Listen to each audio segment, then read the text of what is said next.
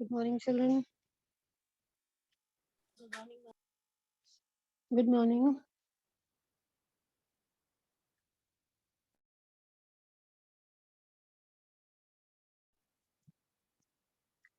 Good morning, students. Am I audible? Can you hear me?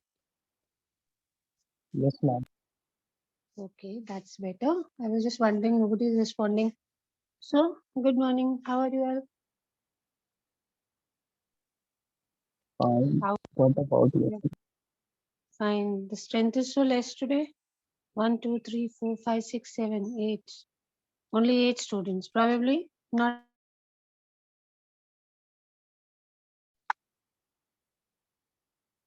That was the reason, huh? Probably. Chalo, anyways, what were we doing? Long gap in the middle. What were we doing, children? Anybody remembers what chapter we were doing? Ma'am, transportation in plants, and I think the last topic was active transport. Transportation in plants. Very good. This is what we were doing. But I would be starting again because there's been a long gap. And even those keeping well. So we're going to start again. Good morning, children. Good morning, Bache. Good morning, all of you. So we're going to start again the same chapter, transport in plants. Very quickly, the initial topics which I've already done with you, I'll be going at a little faster pace. And then the rest will go slowly, slowly. What all things are transported in a plant? Chalo, jaldi we have to answer. What all things are transported in a plant or need to be transported?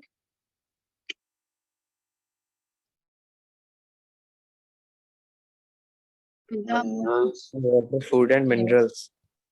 Water, food, And and PCR, plant ma'am, growth plant regulators. hormone regulators. hormones as well. Very good. So you know what all things are to be transported. We are only going to learn how they are transported. That's all. So we are going to start earlier. I was taking from book only. I'm going to start with my own notes from today. Transporting plants. See on the screen, you can see very clearly what are the things to be transported. Water and food. Food is to be transported from which part of the plant, children? See on the screen, please. Leaves. Leaves. So you should be able to answer a few questions side by side. How many things need to be transported in a plant? Three things. And what are the three things? Minerals, water, and food. Minerals, water. And food. Sometimes the transport has. Supposing there is something which has to be transported within a cell. Within a cell means from one part of the cell to the other part of the cell. Such kind of a transport is known as short distance transport. Supposing you have one cell and from one part of the cell, something has to be reached from to the other part of the cell. Such kind of a transport, what is it called? It is called as a short distance transport. But at other cases, any substance which is moving has to move a distance transport. So you have basically two kinds of mechanism in transports: short distance transport, that is within a cell, and long distance transport. Long distance transport means from one cell to the other, then other, and then it reaches somewhere else. So what are the two modes of transport that we generally have in plants? Short distance transport and long distance transport. Very good. Now, when I say short distance transport or when I say within a cell, then it can take place through two processes, either by diffusion or the second word is cytoplasmic streaming. If it is short distance transport, it will take place by two things. Either the method is going to be diffusion beta or it is going to be cytoplasmic streaming. What is diffusion? When something moves from higher concentration to lower concentration on its own, then this process is what we call as diffusion. Supposing there is a cell, then within the cell, water is less on the right side and we have excess of water on the left side. So water will start moving from left to right on its own. Such kind of a movement will be known as which movement? What is it called? Diffusion. Diffusion. So two things very clear about diffusion. Number one, it is a short distance transport and it takes place on its own. Second is cytoplasmic streaming. What does the word cytoplasmic streaming mean? It means the movement of cytoplasm. Like in a cell only, supposing sodium ions or something is less this side, then cytoplasm of the cell will start moving from left to right in the cell only. So whatever has to move will move along with the cytoplasm. This is known as which streaming? Cytoplasmic streaming. Cytoplasmic Cytoplasmic streaming. So short distance transport, remember two things: diffusion and Cytoplasmic streaming. Cytoplasmic streaming. and when we talk about long distance transport, then you have your vascular tissue coming into scene, where we have xylem and phloem. And this long distance transport is what we call as translocation. Okay, before I go ahead very quickly, what are the three things to be transported? Minerals, water, and food. Minerals, water, and food. Yes. What are the two categories of transport based on the distance Short traveled? distance transport. Short and distance, long Short distance. transport and long distance transport. Third, there are two modes when I talk about a short distance transport. What are those Diffusion two? and cytoplasmic Diffusion and streaming. Diffusion cytoplasmic and streaming. cytoplasmic streaming. Yes, it is diffusion and cytoplasmic streaming. What does the word cytoplasmic streaming mean? Movement of cytoplasm. Movement of Cytoplasm from one cell to the other. Very good. So you think cytoplasmic streaming is a short distance transport or a long distance transport? Short distance. Short distance. Short distance. A short distance transport. And when we say long distance transport, then which two vascular tissues come into scene?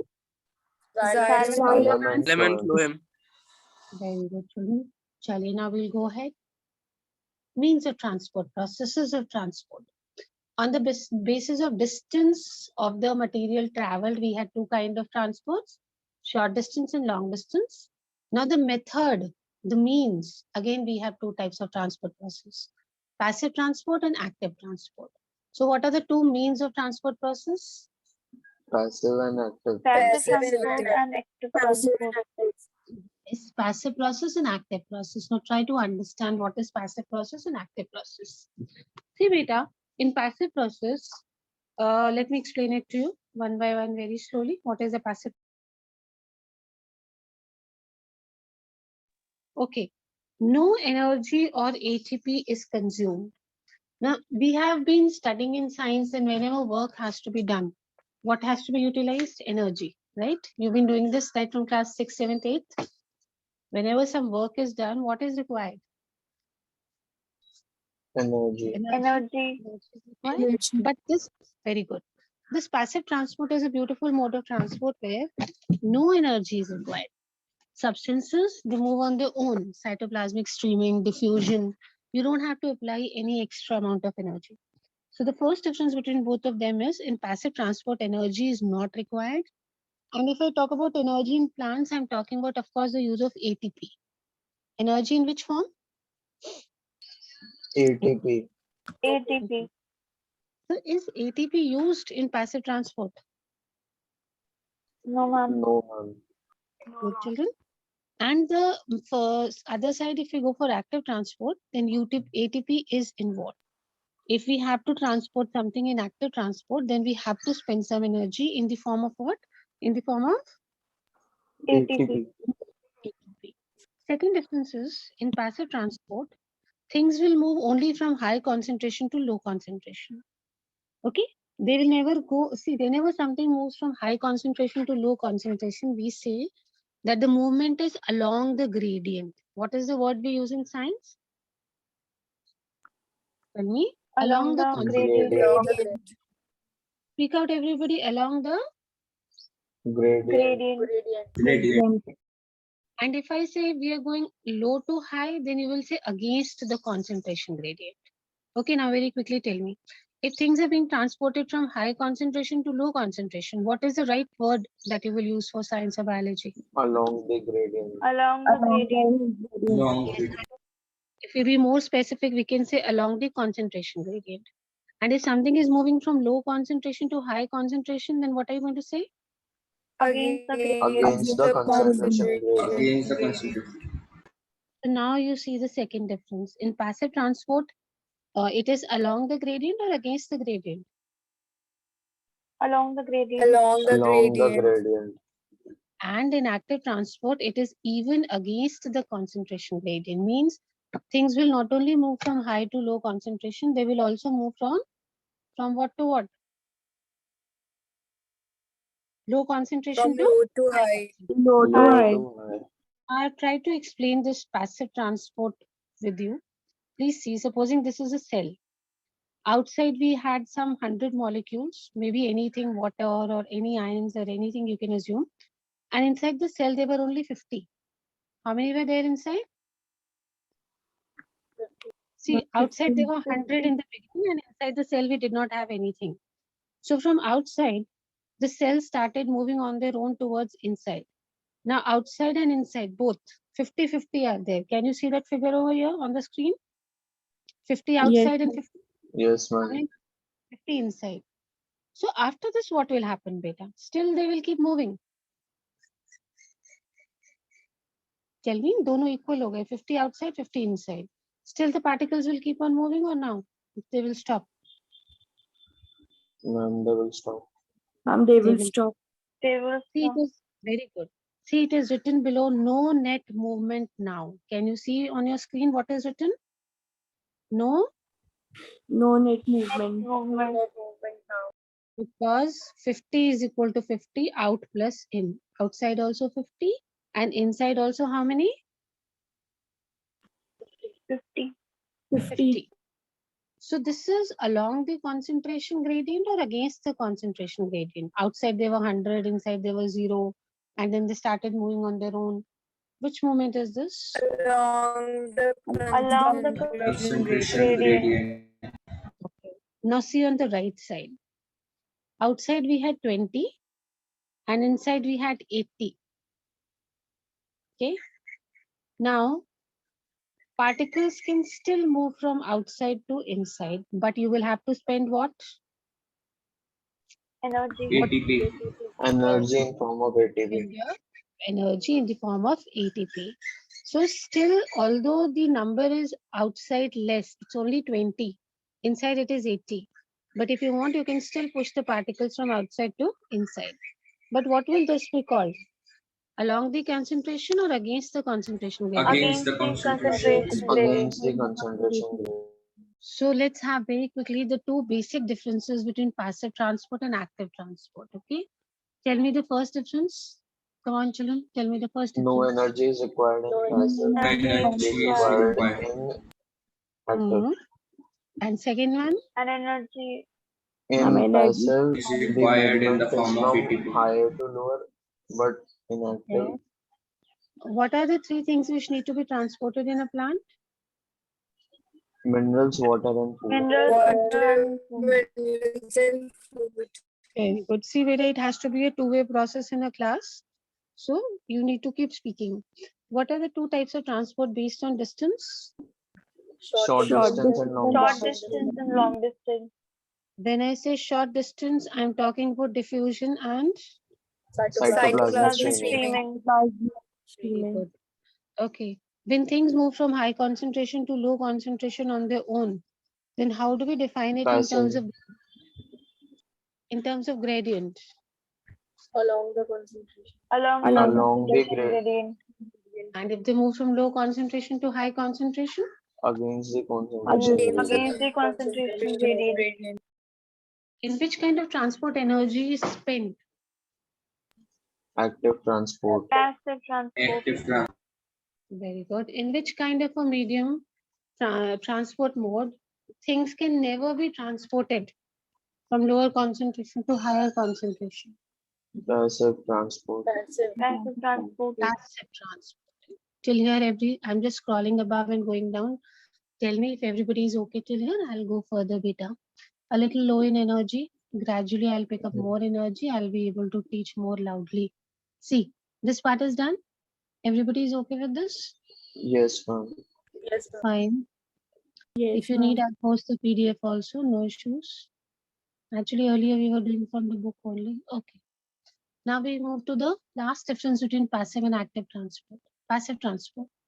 This is not sensitive to factors like temperature and inhibitors, but active transport is very sensitive. Okay, let's understand this now. Not sensitive to factors Sensitive means to get affected by something. So passive transport, were you moving or were the things moving on their own? Ma'am, things were moving on their Things own. moving on their own. That means external factors, are they making any difference? No, ma'am. No, ma'am. They will not make any difference, beta.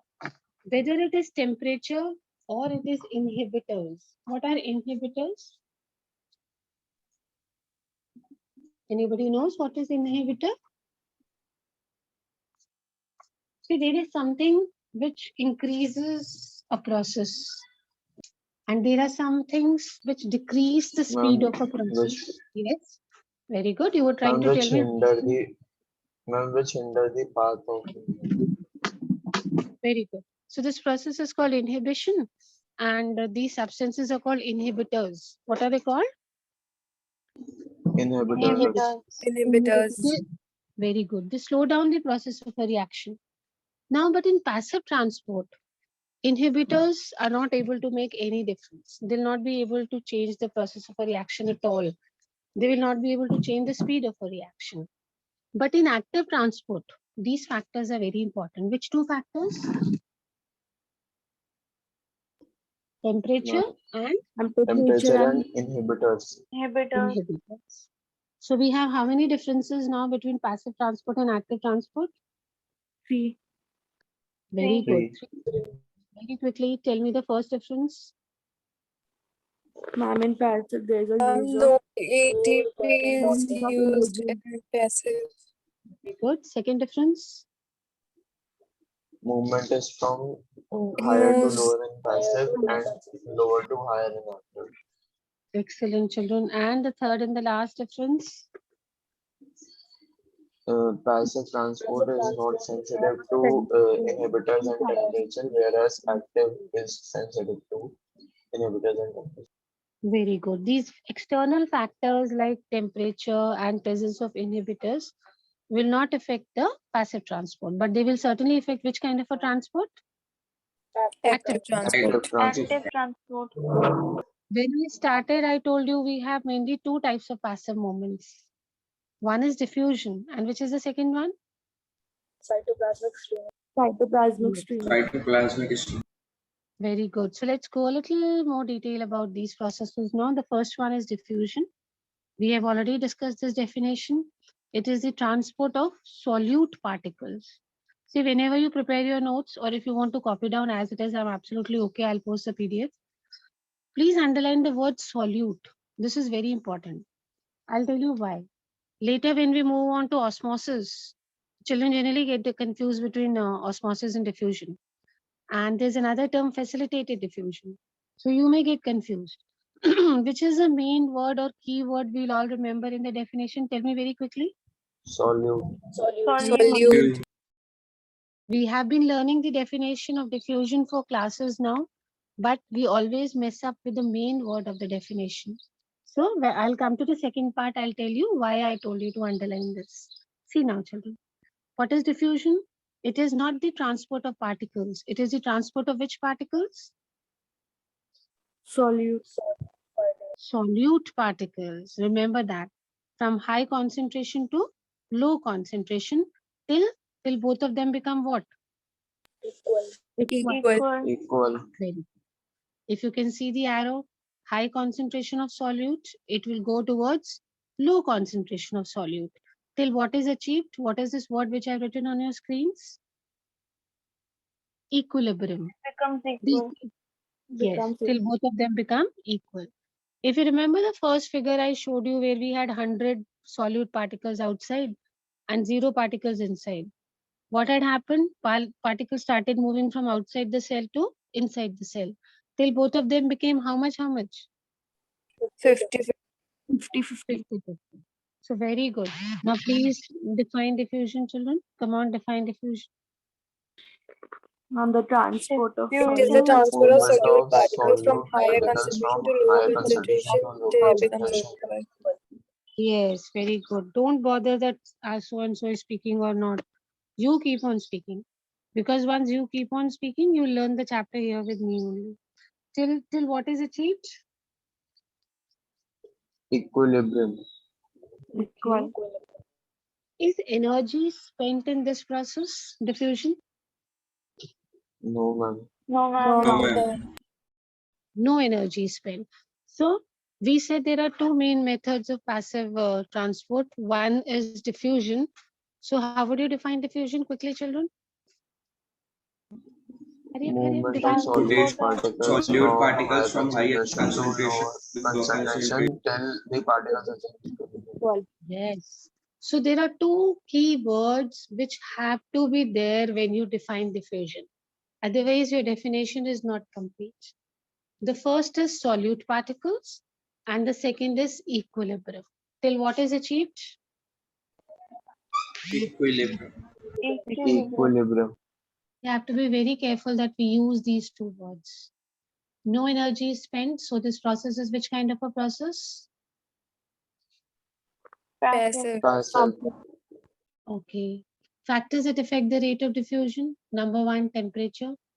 It is directly proportional to the rate of diffusion. I think in class 9th or 10th you did hot food when it is being cooked in the kitchen, the smell reaches you. Did you do this example? Yes, ma'am. Yes, ma'am.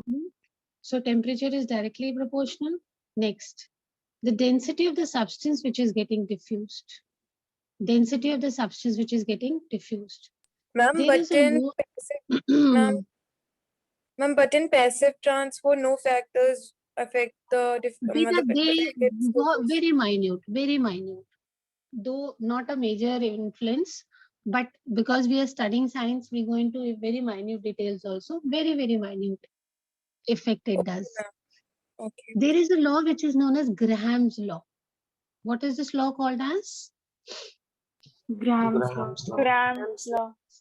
This says that the rate of diffusion is inversely proportional to square root of its density. So is it directly proportional or inversely proportional? Inversely Inversely Inversely proportional. Inversely proportional. So the more the denser a substance is, the less will be the rate of diffusion. Last one, see over here, concentration gradient, directly proportional. I think you know only. Concentration gradient means it will move from high concentration to low concentration. See, I've taken one KMNO4 particle. I think this experiment also you have done in 9th or 10th. The entire water will become purple colored. Have you Yes, done this ma'am. experiment? Yes, ma'am. Yes, ma'am. So I Yes, took the ma'am. same example. Surface area, it is again directly proportional. Diffusion is directly proportional to the surface area. I've given you an example. For an example, in your lungs, you have alveoli. Why do we have alveoli in our lungs, human lungs? Ma'am, but it increases surface area of lungs. Yes, it increases the surface area so that diffusion of gases, exchange of gases can take place more when we are breathing. It increases the area to about 100 meters square in your body. Diffusion area, it increases the lungs, alveoli. They increase the area of your lungs up to how much, beta? 100 100 meters square. meter square area. 100 meters. And the last one is if the particles are lipid soluble, they will diffuse faster.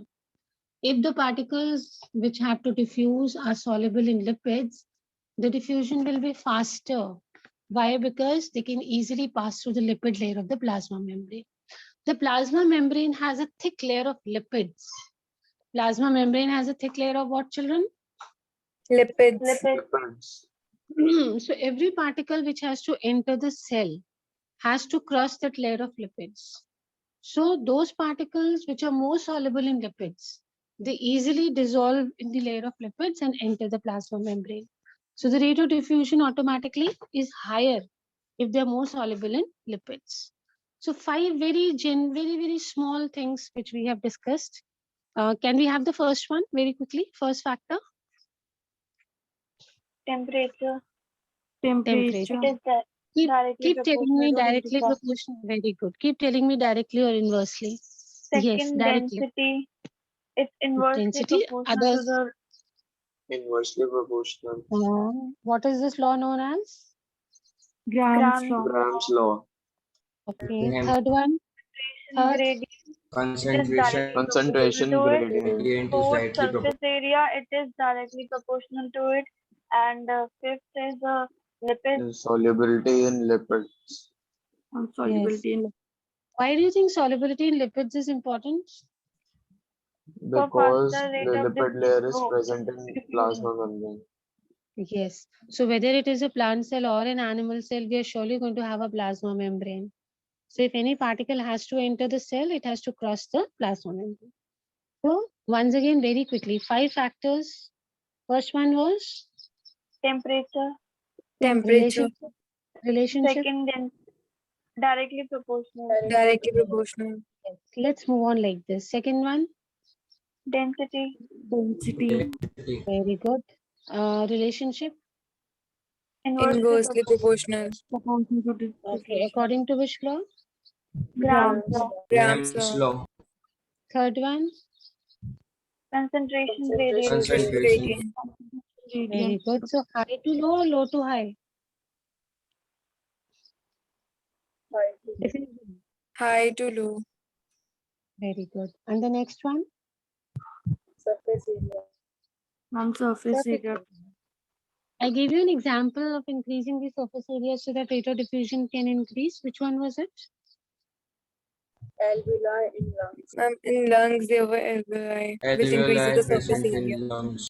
Yes. So they increase the area of your lungs to about how much? 100 meters 100 square. meters square. 100 meters square. Yes. And the last one was what point? Solubility in lipids. Lipid. In lipids. So how many total factors have we just discussed? 5. 5. 5. So this is about diffusion. I'll move on to the second type of diffusion, which is known as facilitated diffusion. Supposing you're making a project and you're making it all alone, and your friend comes and helps you out a little. So she's just trying to help you. She's not the main person who's doing the work, but she's just helping you out. So she's facilitating you. So understand the word facilitated diffusion. Diffusion you already know. I've just added one more word to diffusion. What is the new word we are going to study now? What is the new term? Facilitated diffusion. Facilitated. Facilitated diffusion. Okay, children, this is a facilitated diffusion. What is this? This is again a movement, but see how this is little different from diffusion. We know what is diffusion. We are doing another form of diffusion. Facilitated diffusion. Let me explain it to you. Who's there in the waiting? Who is there? Somebody in the waiting room at this time. Okay, fine. See this. I've tried to explain with the diagram. Passive movement, but held by carrier proteins. Please see over here. There are special proteins which help in the movement. We are going to call these proteins as which proteins? Porin. We are coming to that. The general name is carrier proteins. What do we call them? Very good, porins, of course. We are going to call them as carrier proteins. What are they called, children? Carrier proteins. Carrier. I try to explain something to you. See, please see this. This is your plasma membrane. Can you see these two lines? This is plasma membrane. Can everybody see plasma membrane? Yes, ma'am. Yes. Yes, ma'am. On the outer side, you can see these chota golas. They are proteins. On the outer side of the plasma membrane, they are known as extrinsic proteins. What are these proteins called? Extrinsic. Extrinsic proteins. And see these bada walas na inside, bada. They are within the plasma membrane. These proteins are known as intrinsic proteins. What are these called? Intrinsic Proteins. proteins. Okay. Just now I was talking about a layer of lipids in the plasma membrane. You remember I told you there is a layer of lipids. So can you see just below this line? See, this is your line. Just below this line, can you see these S-like structures that I've made over here? All these. This is your lipid layer. Phospholipid layer. Can you see this layer? Yes, ma'am. So anything which has to enter the plasma membrane, first it will come here This is the boundary of the membrane. It has to cross these phospholipid molecules and then it will enter the plasma. Please see the diagram carefully. Okay, now tell me, what are these lines?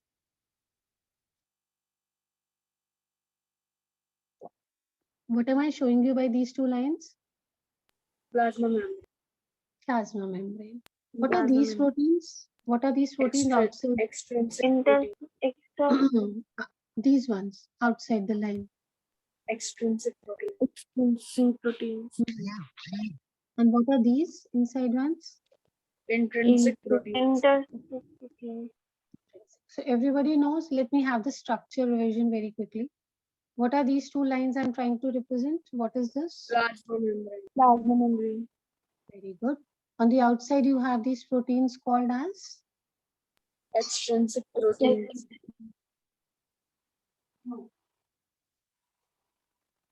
And then inside? Inside again, you have these proteins, these big ones. Two only I have made. What are these? Intrinsic protein. Intrinsic proteins. And just attached to this outer layer or outer line, we have these layer of? Lipids. Lipids. And just imagine, this is your plasma membrane. These are extrinsic proteins, these are intrinsic proteins.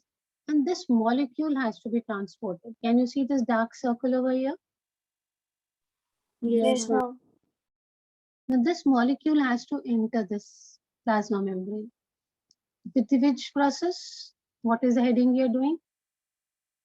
Facilitated diffusion. Okay. Now see how it will enter. One by one, each step I'll try to understand. Now, this molecule has to be transported. Right? This will bind with the carrier proteins. The first thing it will do is it will bind with the carrier proteins. You remember these proteins over here outside? What name did I give these proteins? Outside ones? Carrier. Extrinsic. Extra Extrinsic protein. Very good. So this molecule will come and bind with this molecule. This is something like you do not have a ticket, okay, and you want to enter some city. So you go with your friend. Got my point? This is something the same. Prita, second period is physics. No, this is for PCM students only, no? Beta, do you have a separate timetable? Bio students, Yes, ma'am. Yes, you ma'am. have a timetable now. You know that the Yes, next class is mine. You know now next period is again mine only. Yes, Yes, ma'am. ma'am. Yes, ma'am. Yes, ma'am. Okay. So we'll continue. See, beta, this molecule will attach itself to these proteins, any one of these. Because this protein is going to carry this molecule, that is why this protein is known as a carrier protein. Otherwise, it is an extrinsic protein. Can anybody tell me why it is called extrinsic?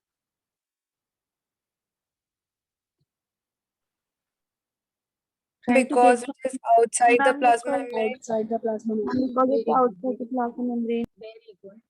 It's outside. And now because it is going to carry this molecule, so this protein is known as carrier protein. carrier protein. So first step, everybody is clear. What happened in the first step? This molecule which was to be transported binds with carrier protein. First step is okay. Now Yes, move to the second. Now this carrier protein moves into the plasma membrane with the molecule. Can you see this carrier protein carrying the molecule? There's a dot inside. Can you Yes, see the ma'am. carrier protein moving? This see. Whatever I written this side, carrier protein moving. Okay, beta? And what is this black dot inside? This is carrying what? What is this carrier protein carrying? Molecule. Very good. It's carrying the molecule. Now it has crossed the plasma membrane. It has reached the inner side of the plasma membrane. It will release the molecule. Can you see this molecule over here? Yes, This ma'am. Yes, ma'am. molecule, it is released. Please see the arrow of my cursor. See, the arrow is going like this, like this, like this, and it has come back here again. Can you see the black dot in this molecule now? In this protein? Yes, ma'am. No, ma'am. No, No. it is not there. Why it is not there? Because the molecule is already what? Released. Release And now the protein goes back. back. Can you see the protein is going back? Understand the process again. This was your plasma membrane. You had these proteins. This molecule had to be transported. So what will this molecule do? It will come and bind to one of these proteins. Okay. What is this protein known as? Carrier protein. Carrier proteins. Very good. Now this carrier protein will enter the plasma membrane. Please see, this is the position. Then this, then this, then this. It is moving. And what is this black dot showing you inside the protein? What is this black dot? Molecule. Molecule. Very good. Once it reaches the inner side, what is released? This dot is released. That means this molecule is Release. released. And what happens to the protein then? See the arrow? What is happening to the protein? Protein gets back. Very good. The protein is going back. So, no energy is required in this process also, but two types of proteins are required in transport. I just told you about carrier proteins, you remember? We don't need any energy in this facilitated diffusion. As I told you, only friends are required. That means only two types of proteins are required. What are the two types of proteins which are required? The first one, when I started, one of your friends told me about this. The first one is porins. Which is the first one, beta? Porins. Foreign. Now, what do these proteins do? These proteins, they make large pores in the plasma membrane. Okay? And they're normally found in the outer membrane of mitochondria, plastids, and bacteria. Now, let's go back. Supposing a particle has to enter a mitochondria, plasma membrane, or a plastid, then we will take the help of special proteins which are known as porins. They are carrier proteins only, extrinsic carrier proteins. What do we call them as? Porins. What do we call them, children? Extrinsic Porin. carrier protein. They are extrinsic carrier proteins, but we call them as? Foreign. Foreign. Because they make what? Pores. Pores. Yes, very good. Because they make pores. Now let's imagine that this is a porin. Okay, this big protein over here, it's a porin. So it will take the molecule which has to come. Now it has to enter the plasma membrane. So to enter the plasma membrane, it will make a hole. It will make a pore in this membrane, and it will simply enter. And then it will keep moving, moving, moving. It will drop the molecule, then it will go back. Then it will go back. So such kind of proteins which make large pores in the plasma membrane, what are these proteins called as? Porins. Porins. Porins are able to carry molecules in case of mitochondria, plastids, and bacteria. Please remember, in what three cases transport is done with the help of porins? Mitochondria, plastids, and some bacteria. Good. Now the second kind of carrier proteins are aquaporins. They also have the same method, beta, but they help in the transport of water. So that is why they are known as aquaporins, or they are sometimes also called